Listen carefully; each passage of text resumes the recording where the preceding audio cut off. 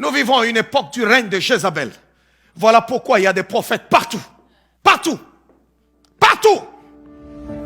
L'église de Dieu n'est pas dirigée par la prophétie.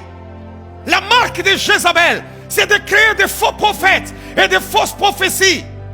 La prophétie n'est pas la voix de Dieu, ce sont les échos de la voix de Dieu. C'est pourquoi dans la prophétie, il y a le peut-être. On nous dit retenez ce qui est bon et rejetez ce qui est mauvais, mais pas dans la parole. La parole de Dieu, elle ne change pas. Dieu est derrière sa parole afin de l'accomplir. Même lorsque tu cherches à écouter la voix de Dieu, tu veux une prophétie, tu ne l'obtiens pas. Tu veux que Dieu te parle, mais ça n'arrive pas. Appuie-toi sur la parole, parce que Dieu ne peut pas changer. Dieu ne peut pas changer. Il ne peut pas changer. Vous pouvez être là, tu t'appuies à genoux, tu dis Seigneur, parle-moi. Est-ce que tu vas faire ceci? Est-ce que tu me donneras cela? Jésus, parle-moi. Tu n'entends rien. Dieu ne te répond pas, ni par le feu, ni par le vent, ni par les songes, ni par les prophètes. Mais ce n'est pas la fin du monde. Il y a sa parole. Il y a la parole. Mais Jézabel distrait les gens. Ils vont nous distraire avec la prophétie. Moi-même qui vous parle, je prophétise. Je ne suis pas contre les prophètes. Non. Si je ne connaissais pas bien mon ministère, j'allais aussi dire prophète Mukendi. Mais la vie de l'homme, l'église de Dieu n'est pas dirigée par la prophétie. Vous vous levez un matin, Dieu a dit, Dieu a dit, Dieu a dit. Vous vous levez demain, Dieu a dit, Dieu a dit, Dieu a dit. Vous vous levez après-demain, Dieu a dit ceci, Dieu a dit cela. Je m'en fous qui que tu sois. Tu peux venir me dire Dieu a dit. Mais la parole de Dieu déclare, même un ange, s'il venait du ciel pour venir vous annoncer un autre évangile, qui est celui qui nous a déjà été annoncé, qu'il soit anathème. Dans la prophétie, il peut y avoir du peut-être, mais dans la parole de Dieu, il n'y a pas du peut-être. Toute écriture est inspirée de Dieu, utile pour enseigner, pour corriger, pour instruire dans la justice. Oh, toute écriture est inspirée de Dieu. La première des choses, vous allez voir, on dit, cette femme Jézabel, qu'est-ce qu'elle fait? Est-ce qu'elle enseigne? Non. Elle n'enseigne pas d'abord. Elle prophétise d'abord, après elle enseigne. Après t'avoir envoûté avec ses prophéties, elle te prend sous son contrôle. Et maintenant, elle commence à t'imposer son enseignement. Parce que si elle met son enseignement avant, elle ne t'a pas encore envoûté, elle ne t'a pas encore manipulé, elle ne t'a pas encore embrouillé. Là, tu vas refuser cet enseignement. Elle se fait d'abord prophétesse. Elle te donne des prophéties avec exactitude. Et puis à la fin maintenant, elle commence maintenant à enseigner. Et quand elle enseigne, là tu dis, waouh, c'est correct. Ah, c'est correct. Je suis désolé. L'église de Dieu n'est pas dirigée par la prophétie.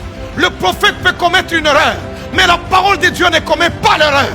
Hey, hey, hey, hey, hey, hey, hey, hey, hey, hey, hey, hey.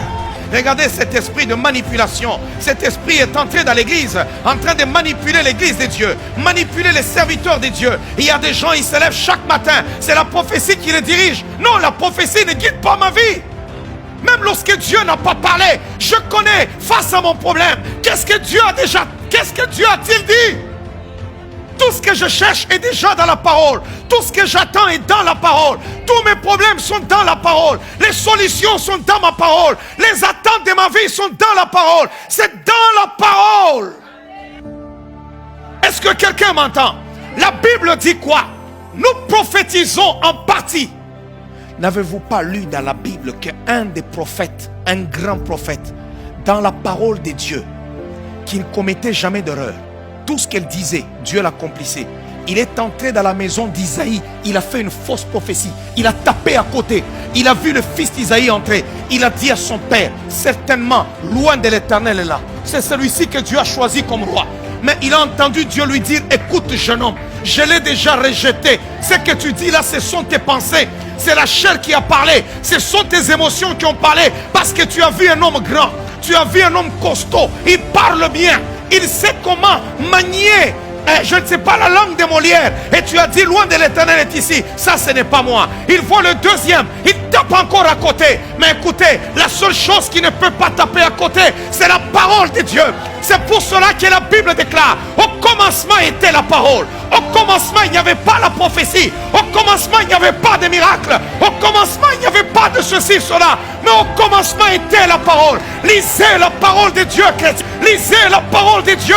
Et l'esprit de Jézabel ne vous manipulera pas. L'esprit de Jézabel ne vous contrôlera pas. Lisez la parole. Lisez la parole. Lisez la parole. La parole de Dieu déclare, ta parole est une lampe à mes pieds et une lumière sur mon sentier. On n'a pas dit la prophétie est une lampe à mes pieds. Des fois nous prophétisons, des fois nous-mêmes on ne comprend pas ce qu'on a dit.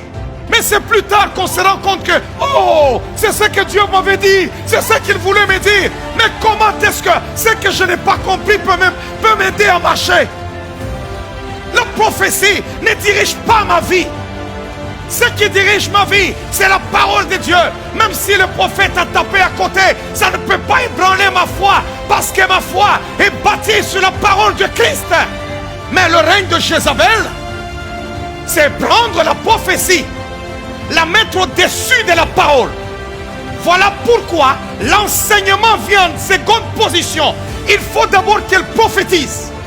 Nous vivons à une époque du règne de Jézabel. Voilà pourquoi il y a des prophètes partout. Partout. Partout.